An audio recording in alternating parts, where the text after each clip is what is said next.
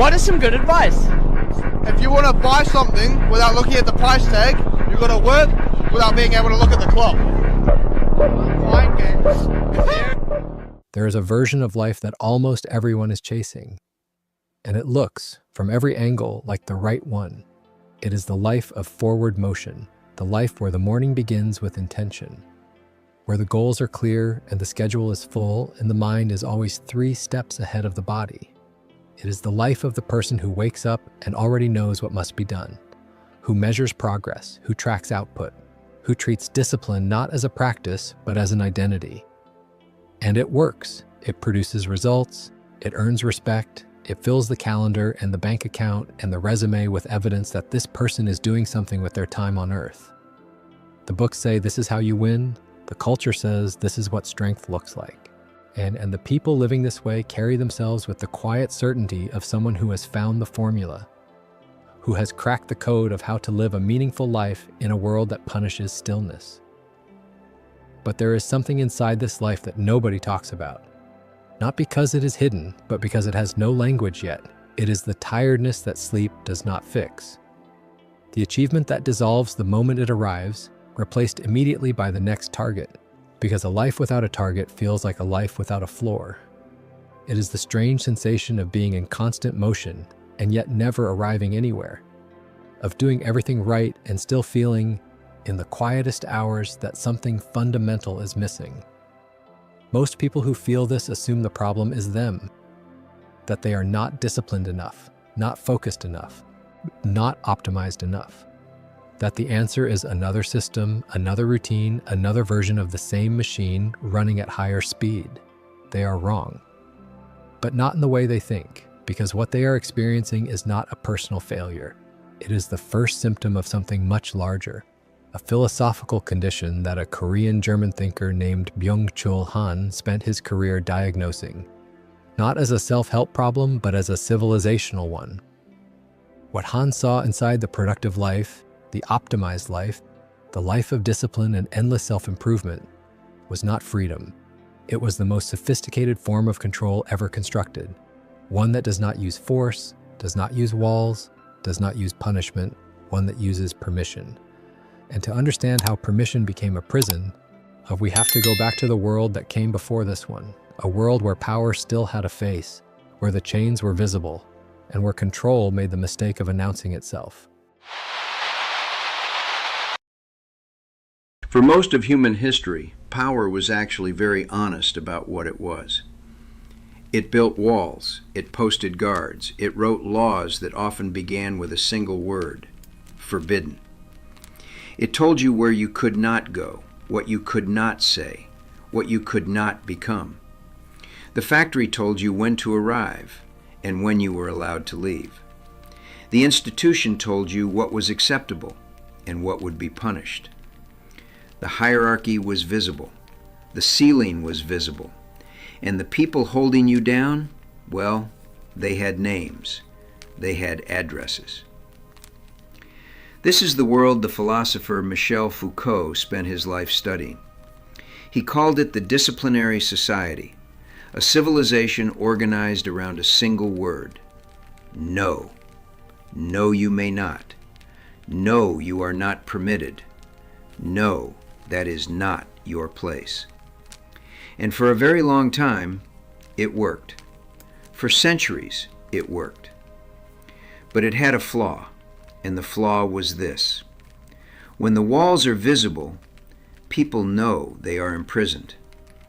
And people who know they are imprisoned eventually begin to resist.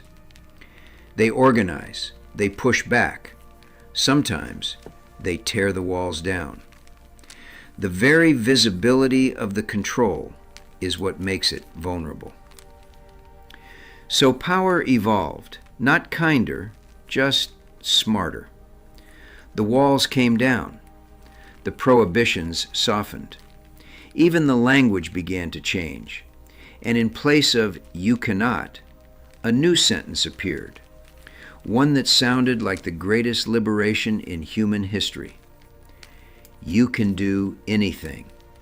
You can be anything. You can build anything. The doors are open. The ceiling is gone. The only limit is how much you are willing to demand from yourself. And an entire civilization heard this and exhaled. It felt like freedom. It looked like freedom. Every institution repeated it. Every advertisement echoed it. Every commencement speech, every motivational book confirmed the same message. You are free. Now go. And almost nobody noticed what had actually happened. Han did. Byung-Chul Han, writing decades after Foucault, looked at this new world and saw what it had really become. He saw that the shift from you cannot to you can do anything was not the end of control. It was its perfection. Because a system that forbids will always create resistance, but a system that permits endlessly, boundlessly, relentlessly creates something resistance can't easily touch. It creates a person who drives themselves, who sets their own impossible standards, who punishes themselves for falling short of targets no authority ever imposed. A person who will work harder, push further, and demand more from themselves than any boss, any factory, any dictatorship ever could. Han put it very plainly. The disciplinary society operates under the command of you may not. But the achievement society operates under a very different command. Unlimited can. And that unlimited can, that boundless, gleaming, constantly celebrated permission, quietly became the cruelest instrument of control ever designed. Not because it takes something from you, but because it makes you take everything from yourself. The prison didn't disappear. It simply dissolved the walls, dismissed the guards, and then handed you the keys. And you locked yourself in every morning, willingly, gratefully, believing with your whole heart that you were free. Pause for a second. I want to ask you something. And I need you to be completely honest with yourself, not with me. Think about the one thing you're working hardest for right now, the goal, the grind, the standard you hold yourself to every single day. Now sit with this. If nobody would ever see it, no recognition, no validation, not a single person would ever know, would you still be doing it the same way? Tell me in the comment, because most people have never actually asked themselves that. And the answer that comes up right now, that might be the most important thing you discover today. And the engine that keeps this prison running, the mechanism that makes the whole system work without a single guard, a single wall, or a single visible chain, is something so deeply embedded in daily life that most people will defend it as a virtue. It is something you do to yourself every day. And you have another name for it entirely. You call it ambition. You call it drive, work ethic, discipline. The thing that gets you up before the sun and keeps you moving long after the energy is gone. The thing that sets the standard, enforces the standard, and punishes you when you fall short of the standard. But consider this carefully. Who set that standard? Not a manager, not an institution, not a contract you signed with terms you could renegotiate. You set it. You chose the target. You defined what enough would look like. And then you moved the target the moment you got close. You decided that today's output was insufficient. You decided that rest was a reward you had not yet earned. You decided that slowing down was the same as falling behind. And every one of those decisions felt like freedom, because no one was forcing you. No one was standing over you with a quota or a threat. This was your choice, your ambition, your standard. Han saw exactly what this is. He called it self-exploitation. And he identified it as the defining mechanism of the modern age. In the old economy, exploitation had two parties. Someone extracted value. Someone had value extracted from them.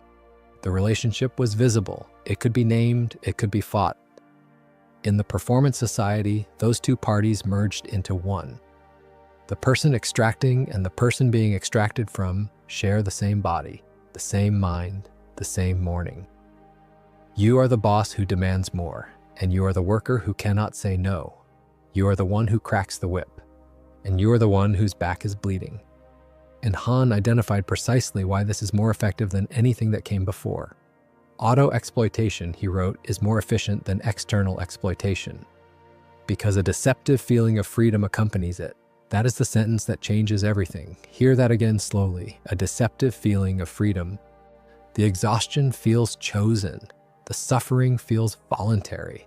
The self-destruction carries the flavor of ambition.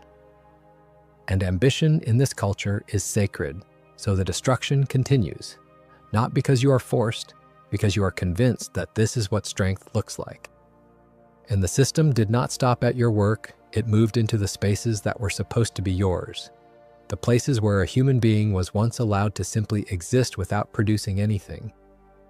Exercise became data, not movement for the sake of being alive, but metrics, tracked, scored, compared against yesterday's output.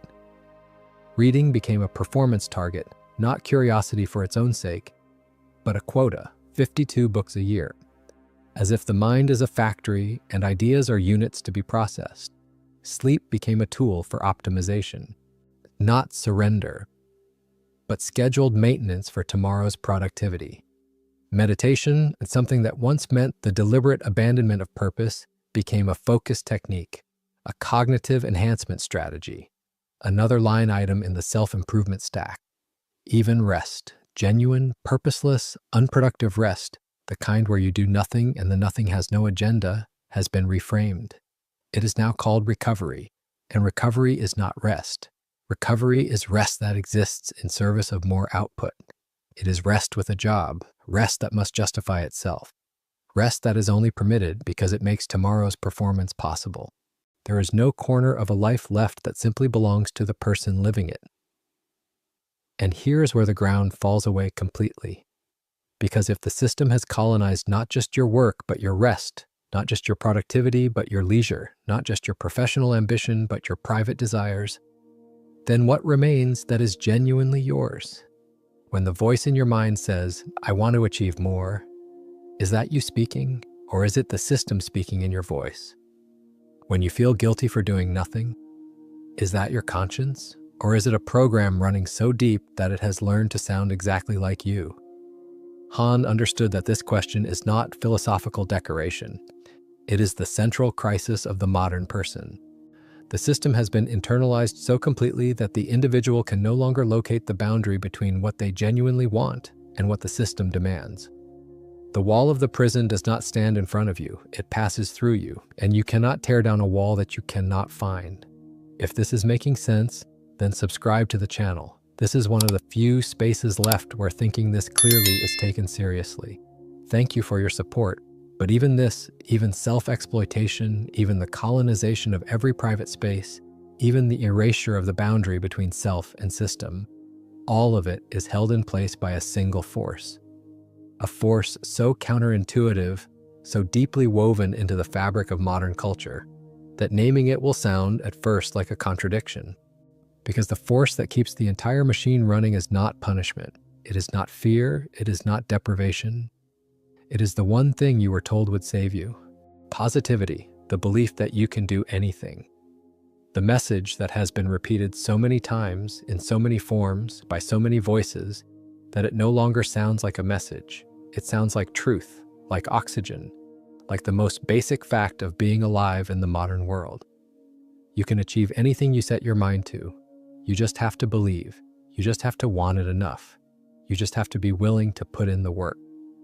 This is the air the performance society breathes. It is in every advertisement, every graduation speech, every best-selling book, every algorithm-fed piece of content designed to make you feel that the distance between where you are and where you should be is a distance you chose not to close, that the gap is your fault, that the ceiling is a figment of your insufficient will. Byung-Chul Han identified this as the most dangerous force operating in modern civilization, not because positivity is false, but because of what it forbids. When the only acceptable orientation toward life is upward, when growth is mandatory, optimization is expected, and the answer to every struggle is try harder, believe more, want it deeper, then something essential is made impossible. Failure becomes impermissible. Limitation becomes shameful. Grief becomes a productivity problem. Slowness becomes a deficiency. And rest, genuine rest, the kind that has no purpose and serves no future output, becomes indistinguishable from surrender. Han wrote that the violence of positivity does not deprive, it saturates. It does not exclude, it exhausts. This is a specific kind of violence. It does not look like violence. It does not announce itself. It arrives dressed as encouragement. It wears the face of support. And that disguise is precisely what makes it so devastating. Because you cannot defend yourself against something you believe is helping you. And when a human being, finite, limited, mortal, is subjected to an infinite demand disguised as an infinite possibility, eventually they collapse. The body breaks, the mind fogs, the motivation drains, the meaning evaporates. This collapse has names: depression, anxiety, burnout, attention disorders. And Han made an observation about these conditions that reframes everything. He said they are not infections, they are infarctions. An infection is something that attacks you from outside. A foreign body enters and your immune system fights it. An infarction is a collapse from within. Too much pressure, too much demand, too much of something, not too little. The epidemic of burnout and depression sweeping through the modern world is not a wave of individual failures. It is the collective infarction of an entire civilization that has been running a system incompatible with what human beings actually are. These are not broken people. This is a broken demand being placed on unbroken people until they shatter. And here is the cruelest part of the entire architecture. When someone collapses, when the exhaustion becomes too total, when the emptiness becomes too loud to ignore, the system does not examine itself. It does not ask whether the demand was inhuman. It turns to the person who collapsed and says, "You did not want it enough. You lacked discipline. You failed to optimize correctly. You need a better morning routine, a better app, a better system for managing your energy." The wound is real, the diagnosis is a lie, and the treatment is more of the same poison that created the wound. There is an industry built on this cycle. It is worth tens of billions of dollars. It sells solutions to a problem it has no interest in solving. Because a solved problem is a lost customer. Every productivity course, every optimization app, to every book that promises to teach you how to perform better inside the system is the system extending itself into the one space that should have been your refuge. The moment you realize something was wrong, even the awareness of the problem has been captured, even the instinct to escape has been monetized. And beneath all of this, beneath the self-exploitation, beneath the colonized leisure, beneath the violence of positivity, beneath the industry that profits from the wound, there is a final layer, the one that makes everything else possible. It is the reason resistance feels impossible. The reason most people, even when they sense that something is profoundly wrong, cannot locate what it is or where to push back. The system has achieved something no previous form of power ever managed. It has become indistinguishable from the self. The desires you experience as your own, and the drive to achieve, to optimize, to never be still, these may not be yours. They may be the system's demands, internalized so early and so completely that they now feel like identity. The guilt you feel when you rest may not be your conscience. It may be a program that learned to speak in your voice. The goals you are chasing may not be goals you chose. They may be goals the system installed, and you cannot tell the difference because the installation happened before you were old enough to notice. This is what Han means when he describes the achievement subject as someone who has become a project. You turned your life into a project of self-improvement, self-optimization, no self-construction. But the project, Han warns, becomes a projectile. And the achievement subject is aiming it at themselves. You are the project, you are the weapon, and you are the target, all at once, all the time, with no one to blame and nowhere to appeal. This is the architecture, complete, invisible, running inside you right now as you listen to these words. And it raises a question that most people spend their entire lives avoiding. because it is the most uncomfortable question the performance society can produce. And it is the only one that matters. If the system runs on your motion, on your constant performance, your endless yes, your refusal to stop, then what would it mean to actually stop? Not to rest so you can produce more tomorrow, not to pause as a strategy, but to stop. Genuinely, and with nothing on the other side of the stopping, what would that feel like? And what would it cost? The answer is the most radical idea in modern philosophy. And it is far simpler than you expect. Stop. Not stop as in take a break. Not stop as in recharge so you can start again harder tomorrow.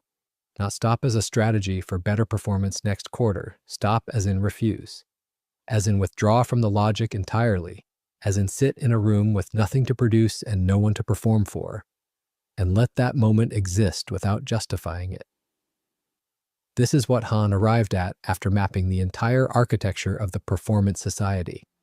After tracing the evolution from visible chains to invisible ones, from external exploitation to self-exploitation, from the prohibition of you cannot to the tyranny of you can do anything. After all of it, his conclusion was not a system, not a framework, not a method. It was a single, devastating act of refusal. In a world that runs on your constant yes, your yes to more goals, more optimization, a more output, more of yourself poured into the machine every day. The word no is not a failure of ambition. It is the first act of genuine freedom. The only act that the system cannot absorb, cannot repackage, cannot sell back to you as a productivity tool, because the system can absorb everything else. It absorbed mindfulness and made it a focus technique. It absorbed rest and made it recovery. It absorbed rebellion and made it a brand. It absorbed self-awareness and made it another optimization target. But it cannot absorb a person who has simply stopped asking the system's question. The system's question is always, how can I do more? The free person is the one who has stopped answering. Albert Camus once described the myth of Sisyphus, a man condemned by the gods to push a boulder up a hill for eternity.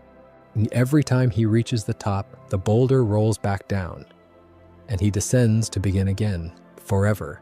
The performance society has turned this into the modern condition. But with one critical difference. Sisyphus knew the boulder would fall. He had no illusions. And in that clarity, in the full acceptance of the futility, Camus argued that Sisyphus was free. The meaning was not in reaching the summit. It was in the conscious choice to live fully inside the act itself. The modern performer has been denied even that freedom, because the modern performer has been promised that this time the boulder will stay, that if they just push harder, optimize better, wake up earlier, believe more, the boulder will stay at the top and the struggle will finally be worth it. It will not stay. It was never going to stay. And the exhaustion of waiting for it to stay, of pushing and believing and pushing again, is not the price of success. It is the price of a lie. The freedom is not in pushing harder. The freedom is in seeing clearly. And then choosing, consciously, deliberately, without apology, how you want to live with what you see. Han spoke of a different kind of tiredness, not the tiredness of the performance society, which is nistun, which is solitary, isolating, and leaves you depleted in a room alone, but a deeper tiredness, a tiredness that comes only when you stop performing entirely, when the agenda is gone, when the purpose is absent, when the moment has no metric and serves no goal. He called it fundamental tiredness, and he described it not as depletion but as opening.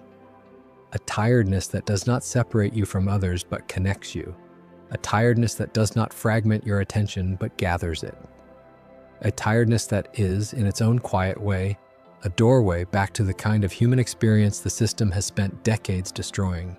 The performance society cannot produce this tiredness, because this tiredness requires the one thing the system cannot permit, the complete absence of purpose, a moment that belongs to nothing, that serves nothing, that produces nothing, and that moment, purposeless, unmeasured, unproductive, may be the most important thing a person living inside this system ever allows themselves to experience. This is not a call to abandon your life. It is not a call to quit or collapse or give up. It is something quieter than that. It is the recognition that the voice inside you that says, more, faster, not enough, may not be your voice, and that the first step toward hearing your actual voice, the one that existed before the program was installed, is to create a silence in which it can speak. That silence will feel uncomfortable. The system trained you to fear it. The guilt will arrive. The restlessness will arrive. The sense that you are wasting time will arrive. Let them arrive. They are not you. They are echoes of a program that has been running so long it sounds like your own thoughts. Beneath those echoes, and there is something else, something the system could not reach because it does not know it exists, something that does not need to produce in order to justify its presence, something that was there before the optimization began and will be there after it ends. It has no name, it has no metric, it cannot be tracked or scored or displayed. It is simply you. Before the performance, before the project, before the machine. And finding it does not require a method. It does not require a course or a book or a new system layered on top of the old one. It requires only one thing, the courage to stop, and the willingness to see what remains when you do. Now go to the comments and type this: I am done performing. Just that, nothing else. And if what you heard in these minutes mattered to you, if it shifted something, even slightly, was in how you understand the life you are living, and then like this video, subscribe to this channel, not for the algorithm. Because clarity in a world designed to keep you performing is something worth protecting. And this is a space where that clarity is taken seriously.